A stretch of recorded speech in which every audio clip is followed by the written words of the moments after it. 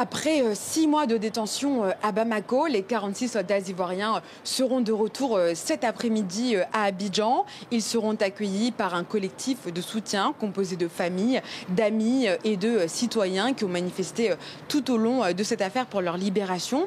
Du côté des autorités ivoiriennes, on ne sait pas encore qui sera présent à l'aéroport tout à l'heure.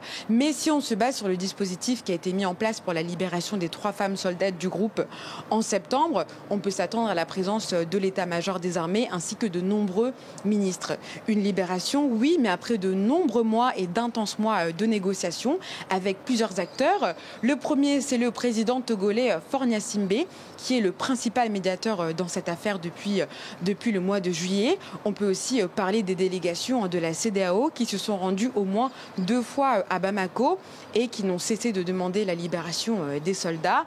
Des négociations qui, par certains moments, se sont crispées, notamment en septembre, lorsque le Mali a imposé ses conditions. Ils ont demandé à Abidjan de leur livrer en retour des réfugiés politiques qui habitaient en Côte d'Ivoire. Les autorités ivoiriennes ont refusé et ont dénoncé une prise d'otage. Mais ça, c'était bien avant l'ultime étape des négociations mi-décembre, où une délégation ivoirienne s'est rendue à Bamako. C'était la première fois d'ailleurs que la délégation ivoirienne était reçue par les autorités maliennes.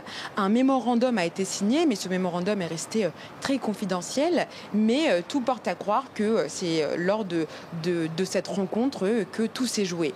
En tout cas, du côté ivoirien, tout le monde s'attendait et tout le monde misait sur cette grâce présidentielle.